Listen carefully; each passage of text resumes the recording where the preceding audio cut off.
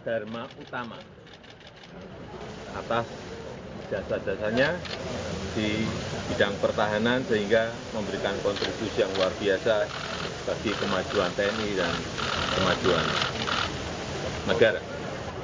Dan pemberian anugerah tersebut ini telah melalui verifikasi dari Dewan Gelar, Tanda Jasa, dan Tanda Kehormatan.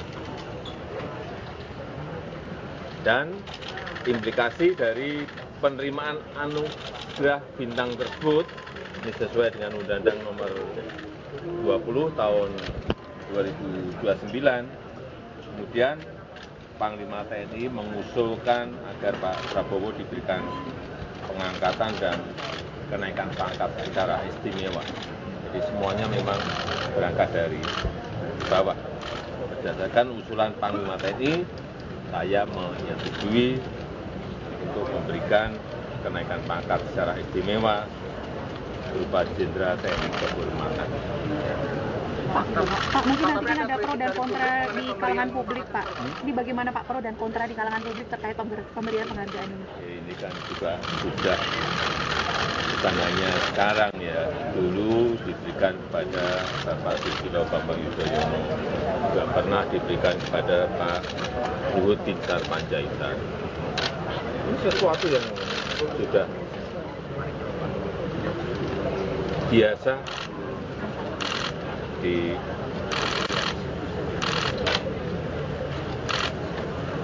TNI maupun di Polri. Pak, ada yang menyebut apa ini bagian dari transaksi politik itu Pak, apakah ini benar Pak?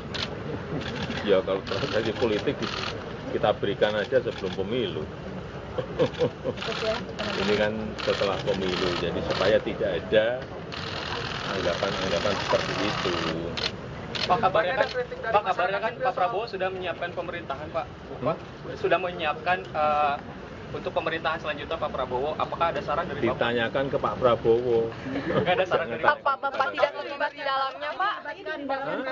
Bapak dilibatkan dalam tim penyusunan kabinet, Pak? Dilibatkan dalam penyusunan kabinet, Pak? Tanyakan ke Pak Prabowo. Tanyakan kepada saya. Kemarin Pak membahas program makan siang gimana Pak? Ada perannya Tanyakan ke Pak Erlangga. Pak, kemarin juga membahas program makan siang Pak di rapat kabinet. Kemarin membahas program makan siang yang merupakan program Pak Prabowo. Tidak ada, hanya dalam sidang Kabinet Paripurna saya sampaikan bahwa program Presiden terpilih harus sudah dimasukkan dalam rencana anggaran 2025 supaya Presiden terpilih menjadi lebih cepat dan lebih mudah dalam nanti penganggaran, tidak kembali lagi mengajukan anggaran kepada DPR. Jadi inilah yang disampaikan di dalam rapat paripurna kemarin. KPU belum memutuskan. Tidak ada pembicaraan secara spesifik mengenai tadi yang disampaikan. Apa? Program makan siang. Iya. Program makan siang. Terima kasih Bapak Presiden. Setelah isu Bapak masuk Golkar ada tanggapan secara khusus nggak? Ada isu Bapak masuk Golkar ada? Saya tiap hari masuk istana. Terima kasih Bapak. Setelah pensiun nggak ada masuk partai ya Pak?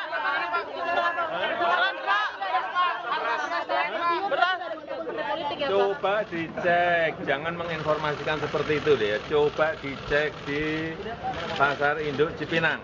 Cek. Coba dicek lagi ke Pasar Johar. Ini yang pasar-pasar beras itu harus dicek. Coba kalian datang ke Pasar Cipinang, cek harganya turun atau naik. Cek di Pasar Johar, di Kerawang, naik atau tidak, turun atau tidak. Cek, sudah turun. Karena harian itu saya cek. Harian itu saya cek dan saya selalu mendapatkan angka-angka. Ya. Lebaran aman ya, Pak? Terima kasih Pak.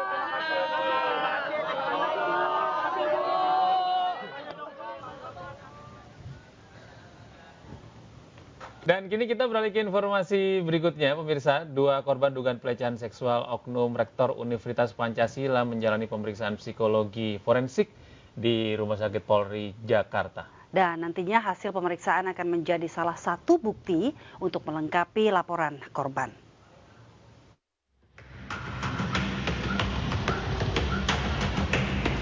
Didampingi kuasa hukumnya, 2 perempuan yang diduga menjadi korban pelecehan seksual menjalani pemeriksaan psikologi di Rumah Sakit Polri Kramat Jati, Jakarta Timur. Selama 3 jam, korban RZ dan DF menjalani pemeriksaan intensif. Nantinya hasil dari pemeriksaan ini menjadi salah satu bukti untuk melengkapi laporan korban atas dugaan pelecehan seksual yang dilakukan seorang rektor Universitas Pancasila berinisial ETH. Forensik tadi ada kurang lebih 400 pertanyaan yang dijawab, jadi nanti hasilnya akan disampaikan penelitian gitu. Diketahui pasca pelaporan, korban RZ mengaku kerap mendapat intimidasi dari pihak kampus, bahkan dirinya mendapat surat peringatan. Sementara terkait penonaktifan pelaku dari jabatannya, korban mengaku tidak mengetahuinya. Ia hanya fokus menjalani pemeriksaan kepolisian. Menanggapi mangkirnya pelaku dari jadwal pemeriksaan penyidik Polda Metro Jaya kemarin, kuasa hukum menyebut bahwa itu hak pelaku. Menurut rencana, penyidik akan kembali memanggil pelaku pada 29 Februari mendatang. Dari Jakarta, Rio Manik, iNews melaporkan. Dan pemirsa, di cuaca yang seperti ini juga kasus demam berdarah atau DBD di sejumlah wilayah di Indonesia terus meningkat sejak awal tahun 2024. Iya, ini salah satunya di Kabupaten Jepara, Jawa Tengah. Pemirsa, tercatat lebih dari 500 warga menderita DBD. Dan 12 diantaranya meninggal dunia. Sementara itu di Kabupaten Lumajang, Jawa Timur, 4 suspek DBD meninggal dunia.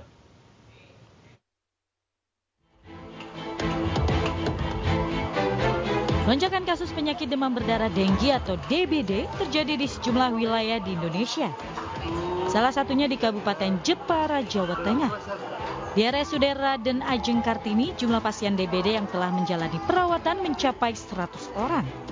Sebagian pasien DBD terpaksa dirawat di ruang instalasi gawat darurat dikarenakan kapasitas kamar rawat inap sudah penuh. Tercatat sebagian besar penderita DBD dari masih berusia anak-anak. Sudah ada 100 pasien yang dirawat di Bangsal-Bangsal. Dan saya lihat juga ada di IGD-nya sebanyak 20 pasien yang harus mendapatkan penanganan masalah DBD. Kita sudah mempersiapkan surat Bupati kaitan dengan bencana darurat. Sejak awal Januari hingga Februari 2024, penderita DBD di Jepara mencapai 553 pasien. Sementara 70 pasien diantaranya masuk kategori bahaya dengan resiko kematian yang tinggi. Hingga saat ini 12 pasien meninggal dunia karena menderita penyakit DBD. Di Kabupaten Jepara sampai dengan tanggal 24 Februari 2024 ini memang kita ada 70 kasus demam berdarah. Ini yang benar-benar kasus nyata DB dan ada tanda-tanda bahaya ya, bahkan diantaranya mengalami dengue shock syndrome. Nah, kemudian kita juga ada 12 kematian. Kasus demam berdarah juga meningkat di Kabupaten Lumajang, Jawa Timur. Pasien DBD tersebar di sejumlah rumah sakit dan puskesmas, termasuk di Rumah Sakit Umum Daerah Dr. Hardioto Lumajang. Sebagian besar pasien DBD mengalami gejala demam tinggi hingga nyeri berat di bagian perut. Dari data Dinas Kesehatan P2KB Kabupaten Lumajang, sejak awal tahun 2024 tercatat 119 warga terjangkit DBD. Sebanyak 4 orang suspek DBD meninggal dunia lantaran terlambat dibawa ke rumah sakit. Namun pihak Dinkes Lumajang masih menunggu hasil pemeriksaan laboratorium untuk memastikan penyebab kematian pasien yang meninggal dunia. Pemerintah setempat terus melakukan tindakan pencegahan dengan fogging atau pengasapan. Pemerintah juga mengimbau kepada warga untuk selalu menjaga kebersihan serta menguras dan menutup rapat penampung air. Tim Liputan iNews melaporkan. Sementara itu pemirsa, ratusan warga di Lombok Tengah menyerbu beras murah seharga Rp10.000 per kilogramnya. Ya, warga rela berdesak-desakan demi mendapatkan beras di tengah harga beras yang terus melonjak tinggi.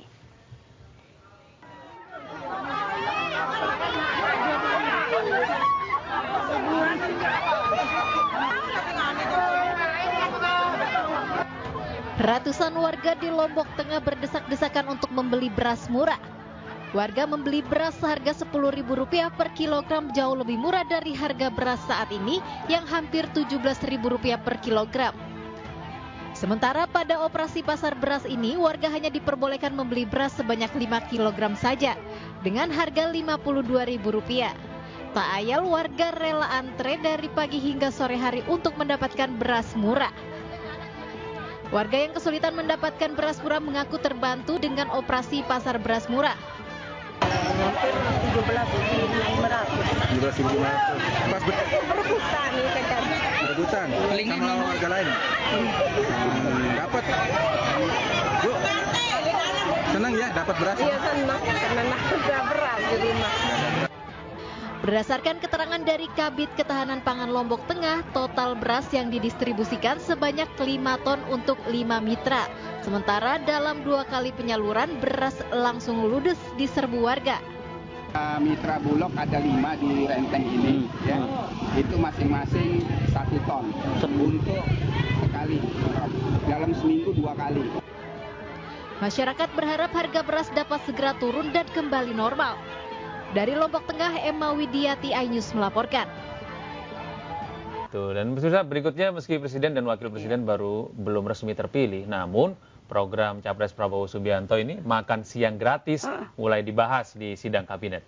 Dan program ini rencananya dimulai tahun 2025 dengan anggaran tahap awal hingga 120 triliun per tahun.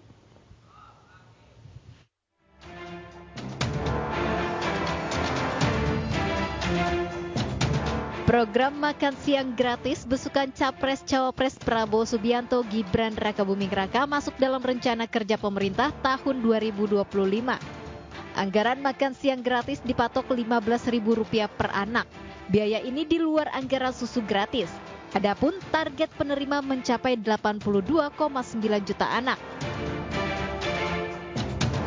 Meski Capres-Cawapres baru belum resmi terpilih, namun program ini sudah mulai dibahas pada sidang kabinet di Istana Kepresidenan Senin kemarin.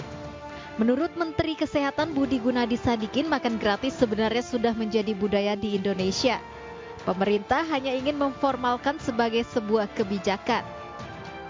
Itu belum dibicarakannya, tapi buat teman-teman kan ingat, dulu di sekolah-sekolah kan makan, atau di pesantren kan orang terbiasa diberikan makan. Jadi perilaku atau budaya makan bersama atau makan gratis ini sebenarnya dalam kehidupan sehari-hari masyarakat Indonesia sudah terjadi. Anggaran segitu sesuai nggak sih Pak dengan program Ispiring itu Pak? Kalau anggaran yang mereka pasti lebih besar dugaan saya, karena makanya lebih banyak isi piring kan untuk 5 tahun ke bawah. Tapi 15.000 cukup nggak sih Pak untuk pemenuhan gizi anak gitu loh Pak, tingkat anak-anak? Saya tanya wartawan kalau makan 15.000 kenyang apa enggak? Kalau di Jogja cukup. Makan siang gratis rencananya akan dimulai tahun 2025 secara bertahap. Untuk tahap awal saja, program ini membutuhkan anggaran hingga Rp120 triliun per tahun. Ya, pemirsa, warganet menyoroti kejanggalan yang terjadi pada proses pemilu, termasuk banyaknya laporan suara yang hilang dalam aplikasi Sirekap. Ya, dugaan kecurangan yang terjadi saat pemilu masih menjadi tren perbincangan yang hangat ini di seluruh platform media sosial.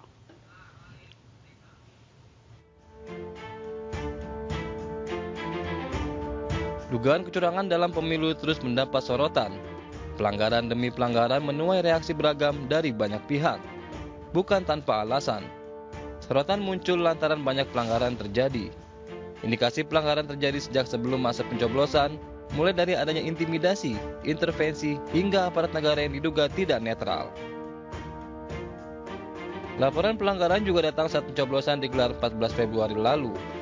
Modus yang terjadi beragam, di antaranya surat suara yang sudah tercoblos, tertukar, hingga hilang.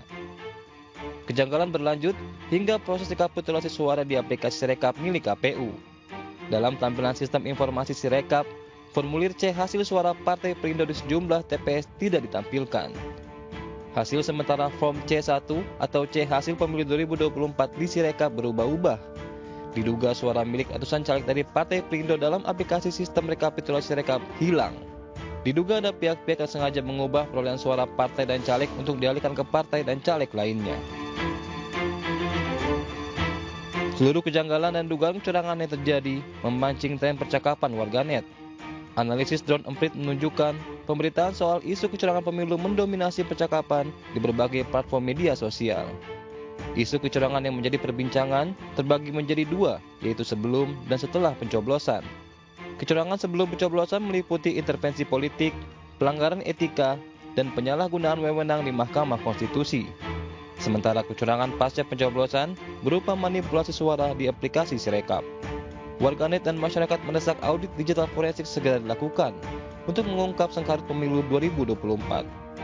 Dari Jakarta, tim liputan iNews melaporkan.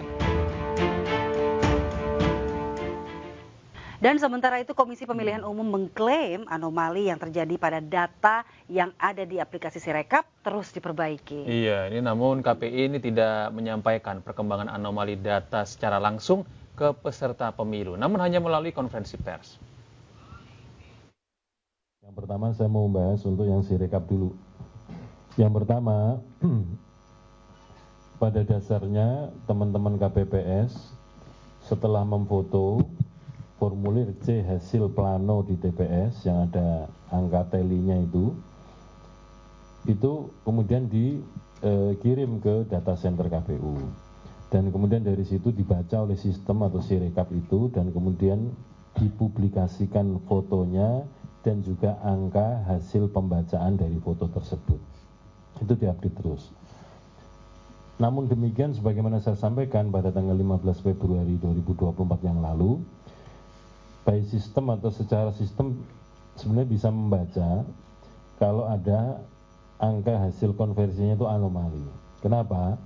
Kalau di dalam negeri per TPS itu kan maksimal pemilih 300.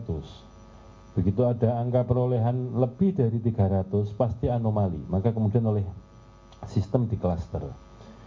Yang sudah terlanjur terpublikasi tetap terpublikasi, kemudian yang terklaster anomali kemudian kita lakukan koreksi-koreksi. Dan setiap kali ada anomali secara publik kami sampaikan melalui konferensi pers ini. Perkembangannya seperti apa sampai dengan hari ini. Jadi kami tidak memberikan informasi secara tertulis kepada peserta pemilu, baik itu partai politik, pasangan calon presiden, wakil presiden ataupun DPD sebagai peserta pemilu. Tapi setiap perkembangan kalau ada data anomali dan kemudian kita koreksi selalu kami sampaikan perkembangannya lewat konferensi pers yang siaran persnya kita sampaikan juga kepada atau press release-nya kita sampaikan juga kepada teman-teman jurnalis. Perlakuan kami sama, semuanya juga demikian. Jadi semuanya melalui informasi publik yang kita sampaikan melalui siaran pers dan juga konferensi pers. Ya pemirsa, Komisi Pemilihan Umum mengaku telah mengoreksi kesalahan pembacaan perolehan suara di dalam aplikasi Sistem Informasi Rekapitulasi atau Sirekap.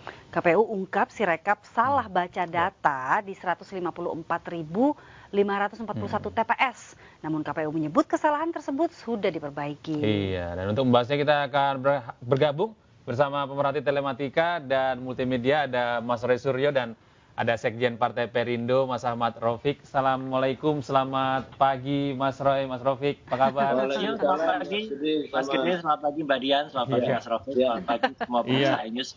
Betul, Mas Roy, hari ini kan kita ini masih dihadapkan pada perdebatan, pada pembahasan seputar bagaimana aplikasi Sirekap ini banyak sekali kejanggalan dan diduga menjadi salah satu sumber kecurangan begitu ya Mas Roy ya.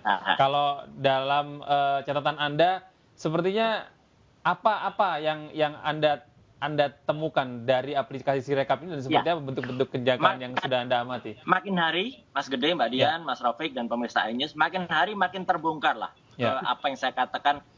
Sirekap ini banyak kelebihannya, lebih lambat, lebih tidak akurat, lebih ngaco, lebih mahal. Tadi diakui sendiri oleh Ketua KPU Hasyim Asyari. Ya, per hari ini saja yang dikoreksi itu 154.451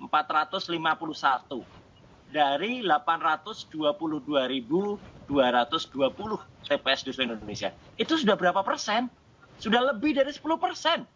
Ya. Kalau sudah lebih dari 10% itu berarti ya sudah error ini sistemnya sudah tidak layak dipakai ya gitu. Nah, hari ini pula nanti tunggu saja saya akan bongkar ya, saya akan bongkar di satu tempat apa yang terjadi sebenarnya. Nanti Mas Rafiq ini sangat berharap temuan ini. Karena apa? Karena sebenarnya Sirekap ini disadari tidak oleh masyarakat ya. Ini sudah 10 kali berubah versinya. Mulai dari pertama kali download oleh petugas-petugas KPPS, kemudian di tengah jalan ini berubah. Di tengah jalan itu berubah programnya. Ini kayak MK aja. Di tengah jalan aturannya diganti gitu. Iya sama. Sirekap nih ya. Jadi kalau istilah teknis, Mas Gede, ini ada skrip yang ditambahkan, ada skrip yang dikurangi. Nah ini fatal. Ini fatal. Jadi ada fungsi yang tadinya ada dihilangkan, kemudian ada yang ditambahkan. Nah yang ditambahkan ini pantas ditengarai ya, belum sampai pantas ditengarai dimasukkan yang itu menjadi momok bagi teman-teman partai ya, termasuk Perindo dan kawan-kawan, yang itu kalau misalnya muncul kata partai tertentu, nah itu cut. Muncul tertentu itu dihilangkan. Ya. Skrip ini disisipkan, ini namanya JSON script ya. Skrip ini disisipkan ya ketika Sirekap ini waktu itu ditempatkan di Singapura. Setelah fatal, waktu saya teriak itu di Singapura dan itu melanggar undang-undang PDP, perlindungan data pribadi, kan diam-diam dipindahin. Ini come on gitu loh. Ini urusan negara, ya urusan 204 juta DPT Mbak Dian. Pemindahan Sirekapnya aja diam-diam kayak kayak pencuri malam-malam lihat diam-diam gitu loh. Ini kan aneh gitu loh. Sirekap gitu loh. Artinya tidak transparan, dipindahin diam-diam. Mas Rafiq senyum itu tadi ya, ketika dipindahin, dan masih ada lagi hal yang bisa diungkap. Misalnya ada versi, dan kemudian ada sempat sengaja dibikin shutdown dulu supaya seolah-olah itu dihack, padahal ngehack sendiri gitu loh, bukan dihack. Itu kira-kira awalnya. Nanti makin banyak lagi yang terbongkar. Seolah-olah error karena down dan lain sebagainya ya, Mas Roy. Oke, kalau dari Mas Rafiq, Mas, ini sejauh ini kelanjutan audit forensik IT KPU gimana? Ya, saya kira dari pengakuan yang disampaikan oleh Ketua KPU tadi itu kan sebenarnya dia menutup diri atas audit forensik itu. Padahal sesungguhnya ini kan penting. KPU sebagaimana apa yang Mas Roy bilang yang tadi gini-gini tadi itu. Sempat bilang bahwa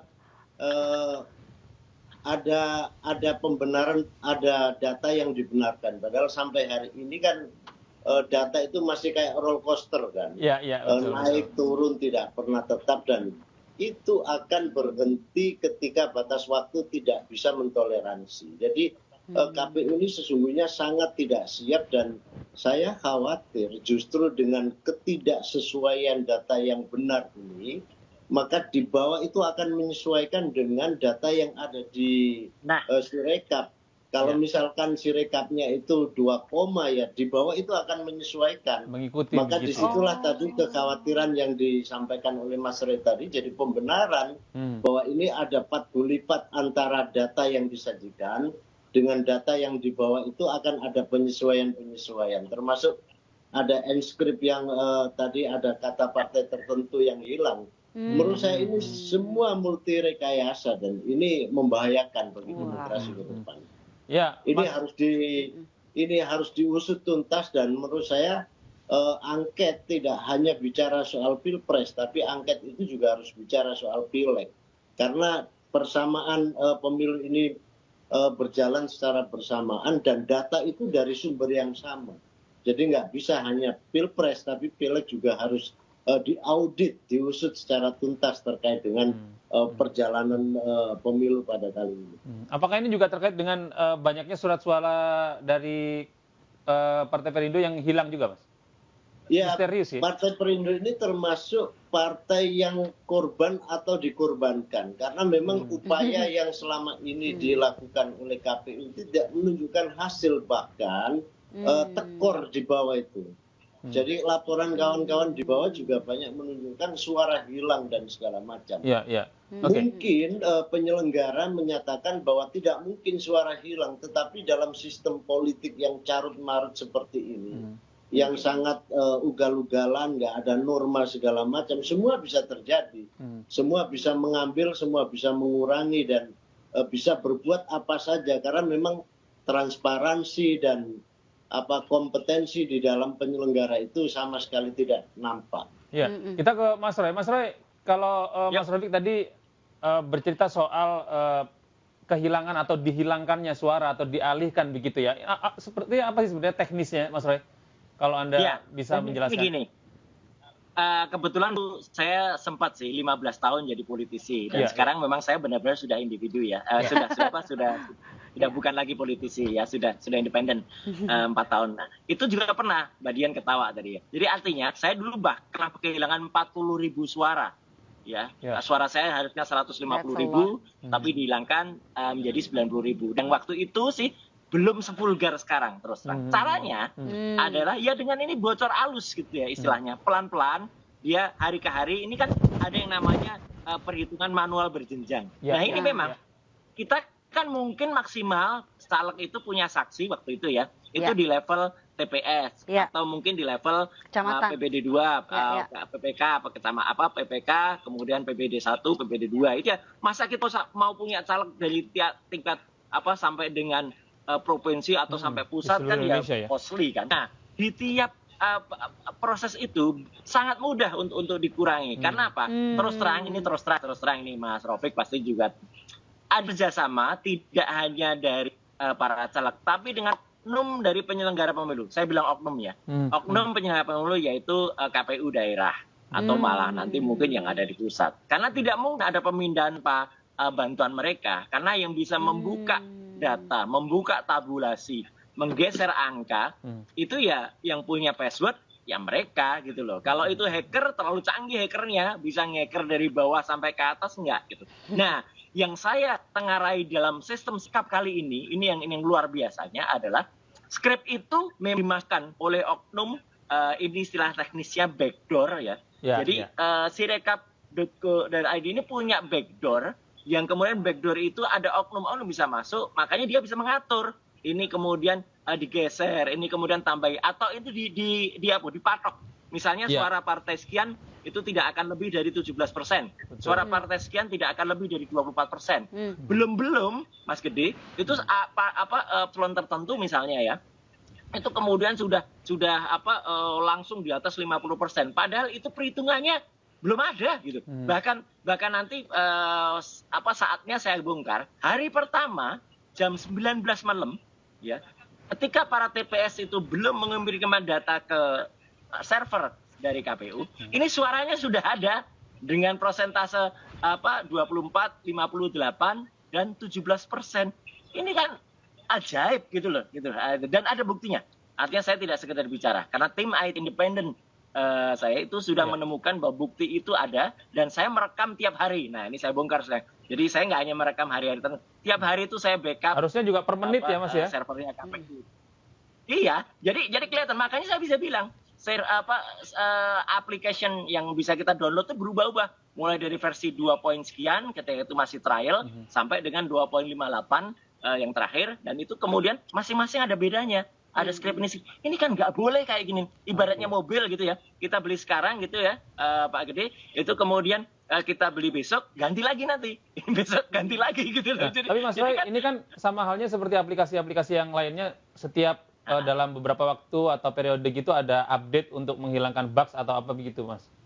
Betul. Kalau itu resmi dan diumumkan. Jadi itu harus diumumkan. Kalau ada update atau ada apa, itu harus diumumkan. Misalnya dia rilis sekian atau version sekian.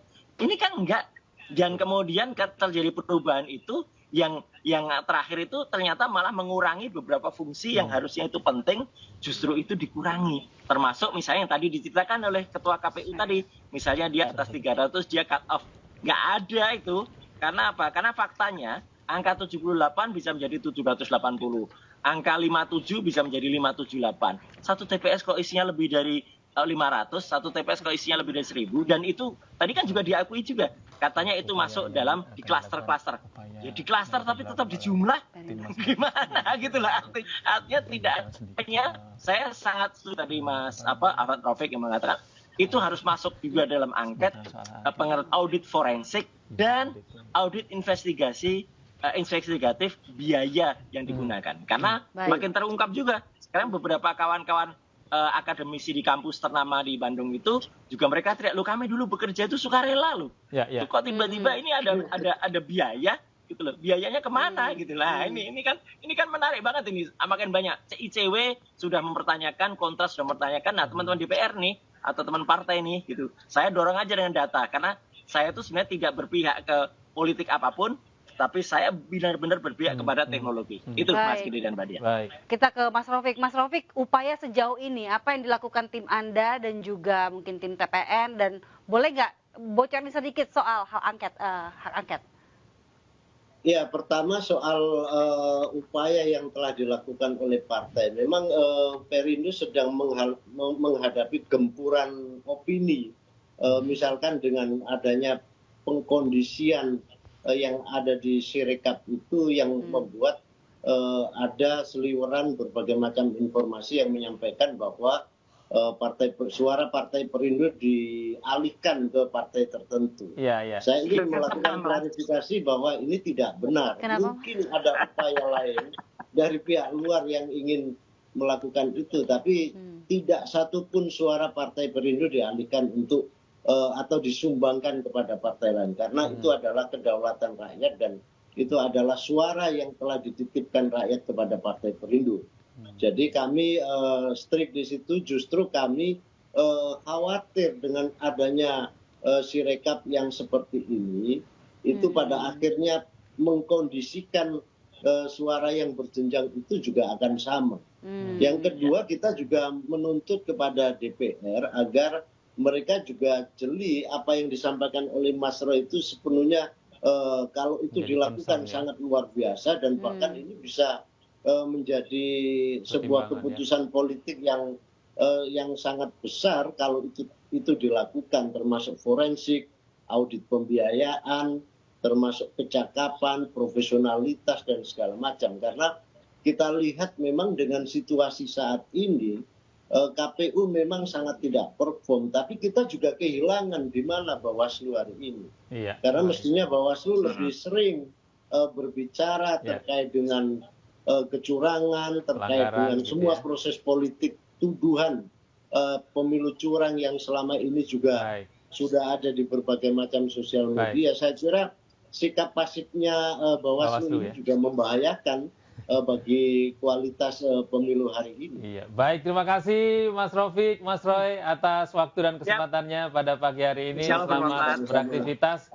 Mas Roy masih. Sampai jumpa. Terima kasih Anda masih bersama kami di iNews Today bersama saya Gede Satria dan rekan saya Dian Mirza. Pemirsa, ini gelombang unjuk rasa menolak hasil pemilu 2024 terus bermunculan. Ya, di Kota Depok, Jawa Barat, puluhan pengunjuk rasa mendatangi KPU Depok. Ya, mereka menuding Ica pemilu ini berlangsung curang dan KPU dinilai tidak netral.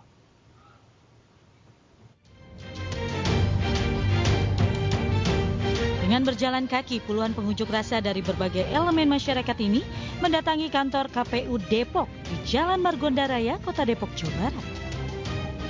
Dengan membawa sejumlah spanduk dan poster, mereka menolak hasil pemilu 2024 lantaran dituding banyak kecurangan. Bahwa kita mendesak KPU sangat bertanggung jawab atas diumumkannya melalui Sirekap hasil pemilu, yang tentu ini merugikan karena KPU sendiri sudah menjalankan aturan-aturan undang-undang IT, karena itu sangat membohongkan sekali hasil-hasilnya, di mana hampir semua, terutama caleg-caleg mengajar angka-angkanya diturunkan. Akibat dari aksi unjuk rasa ini sempat membuat ruas Jalan Margonda arah ke Jakarta mengalami kemacetan. Guna menghindari hal yang tak diinginkan, puluhan personil kepolisian disiagakan di lokasi unjuk rasa tersebut. Dari Depok, Jawa Barat, Iyung Rizky, iNews melaporkan.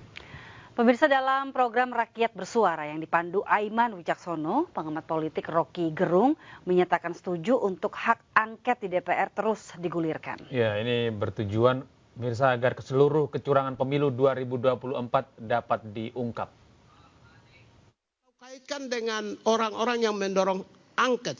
Kalau bersih seperti Rocky Gerung, berwibawa seperti Rocky Gerung, setengah malaikat seperti Rocky Gerung, top. Justru itu. Top. Lalu kena. Tapi masalahnya Masalahnya, apakah mereka yang calon presiden maupun partai-partai mau mendorong hak angket? Pak Rocky sendiri tahu kan busuk-busuknya. Justru itu. Sudahlah, diam aja. Kalau begitu selesai pertarungan kita, Rocky, I love you, Rocky. Sudahlah, ini penonton dan pemain. Gini. Korupsi nggak? Bentar ya. Oke, singkat saja, waktu sudah habis. Ini saya sudah teriakin terus, tapi silakan singkat saja. Justru kalau Pigai tahu mereka bermasalah, biarin aja kan terjebakan. Kenapa you mesti halangi justru? Enggak, saya apresiasi posisinya, respect. Jujur ya, rakyat Indonesia, Rocky punya cara berpikir itu di atas rata-rata. Saya suka. Tapi penonton itu masalahnya. Ya apa pentingnya? Ya, kita pemain mengerti. Sudahlah, tidak akan dorong itu. Kenapa saudara Pigai itu menghalangi hak publik bahkan untuk nonton keburukan di antara mereka yang menginginkan hak angket? Kenapa? Mestinya sebaliknya Anda dorong Prabowo itu bilang, saya tahu mereka itu bajingan semua, saya akan datang ke situ tuh. Saya dorong supaya hak angket, supaya bisa dibuktikan bahwa yang menuntut hak angket dua partai ini itu betul-betul partai sudah bajingan. Kita diam sampai inaugurasi tanggal 20 baru Rocky kita sama-sama. Kan pendukung AHY juga kan? Tidak, saya tidak dukung AHY. Sama dong, sudahlah. Rocky udah. Apa pentingnya saya dukung AHY? Sudahlah. Nanti kita sama-sama kok. Saya juga pendukung AHY, jangan salah. Silahkan. Kita dua sama-sama. Nggak ada itu, you mau cari-cari teman. Oke, saya terakhir Bung Rocky, silakan terakhir. Saya terus mengkritik 02, mengkritik bukan sekedar AHY yang saya kritik, SBY saya kritik. Itu warna bajunya aja sama, Bang Rocky dengan saya. Baiklah, oke. Ada kata-kata terakhir, silakan. Saya akan tutup acara ini. Silakan terakhir, sebelum saya closing. Ya saya nggak tahu apa warna baju Anda sama dengan warna otakmu, itu saya nggak peduli itu. Oke. Tapi sekali lagi, poin kita adalah mau membersihkan proses ini nih. Itu dasarnya kan. Jadi kalau dihambat itu menunjukkan juga ada ketakutan pada 02. Oke. Kalau Anda bersih dan jujur, ya Anda maju. Kalau Anda tahu lawan Anda kotor, jebak aja dia kan. Itu dasarnya kan. Oke. Jadi saya bukan pemain bola, bukan pemain pelatih, tapi saya akan bawa bendera kebenaran itu dan lakukan victory lap. Oke. Dinilai berdedikasi dan memiliki kontribusi di dunia militer, Menteri Pertahanan Prabowo Subianto menerima penganugerahan pangkat istimewa dari Presiden Joko Widodo. Prabowo mendapat tanda kehormatan kenaikan pangkat menjadi Jenderal TNI Bintang 4. Penyerahan pangkat istimewa dari Presiden kepada Menhan Prabowo berlangsung dalam acara rapat pimpinan TNI Polri dan di Markas Besar TNI Cilangkap. Prabowo merupakan purnawirawan TNI dengan pangkat terakhir Jenderal Bintang 3 atau Letnan Jenderal. Prabowo diberhentikan dengan hormat oleh Presiden ketiga Republik Indonesia B.J. Habibie pada 20 November 1998 dengan Kepres nomor 62/ABRI/1998. Pangkat Jenderal Kehormatan sebelumnya pernah diberikan kepada beberapa purnawirawan TNI yang menjabat sebagai menteri, di antaranya Luhut Binsar Panjaitan, Agung Gumelar, Hendro Priyono, dan Susilo Bambang Yudhoyono. Presiden menyatakan anugerah pangkat istimewa sudah biasa diberikan untuk di lingkungan TNI, sehingga tidak ada alasan untuk dijadikan pro dan kontra. Pak, mungkin nanti kan ada pro dan kontra di kalangan publik, Pak. Ini bagaimana Pak pro dan kontra di kalangan publik terkait pemberian penghargaan ini? Ya, ini kan juga sudah bukan hanya sekarang ya, dulu diberikan kepada Bapak Susilo Bambang Yudhoyono, juga pernah diberikan kepada Pak Luhut Binsar Panjaitan. Ini sesuatu yang sudah biasa di